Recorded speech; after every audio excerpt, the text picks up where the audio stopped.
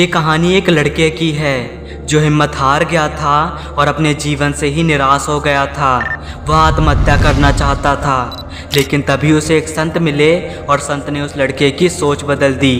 तो आइए सुनते हैं इस अद्भुत कहानी को। एक लड़का घर परिवार और धन संबंधी समस्याओं से लड़ते लड़ते थक गया था। उसकी उम्र ज़्यादा नहीं थी, लेकिन वह रोज रोज की मुसीबतों से दुखी रहने लगा था। एक दिन हिम्मत हार कर वह आत्महत्या करने के लिए निकल पड़ा। चलते चलते वह लड़का एक जंगल में पहुंच गया। जंगल में काफ़ी दूर चलने के बाद भी उसका मन शांत नहीं हुआ। जंगल बहुत ही घना था, वहाँ जंगली जानवरों का भी खतरा था। तभी उसे एक झोपड़ी दिखाई दी। लड़के ने सोचा कि इस घने जंगल में झोपड़ी बनाकर कौन रह रहा है। अपनी जिज्ञासा शांत करने के लिए वह लड़का झोपड़ी की ओर बढ़ने लगा। जब वह झोपड़ी के पास पहुंचा तो उसे एक संत दिखाई दिए।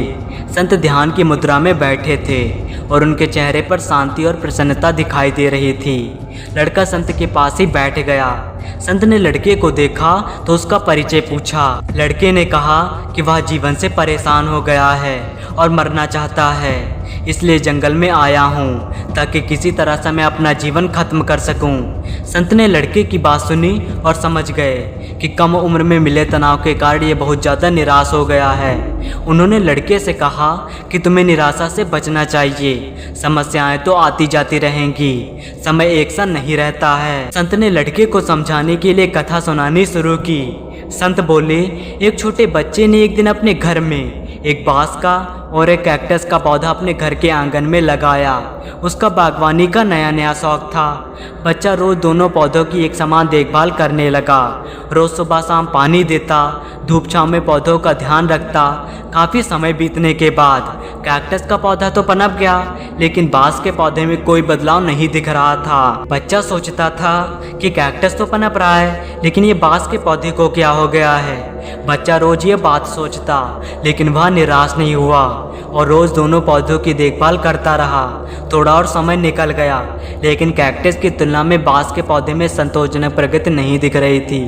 बच्चा अपनी मेहनत में लगा रहा।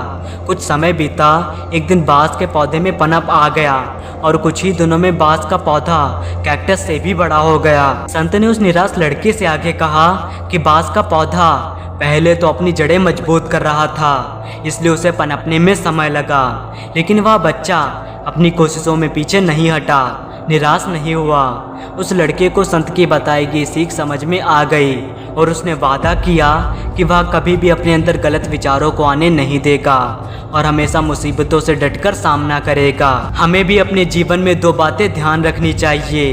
पहली बात ये कि हालात कैसे भी हों, सकारात्मकता और धैर्य ना छोड़ें, और दूसरी बात ये कि पहले हमें अपनी जड़ें मजबूत करनी चाहिए। अगर हमारा आधार मजबूत होगा तो हमारा काम भी तेज़ी से आगे बढ़ेगा। सकारात्मकता और धैर्य रखेंगे तो जीवन में जल्दी ही संतोषजनक बदलाव ज़रूर दिखेंगे। तो इसी तरह की बेहतर और प्रेरणादायक कहानियों के साथ मिलते हैं अगले वीडियो में। तब तक के लिए जय हिंद, वंदे मातरम।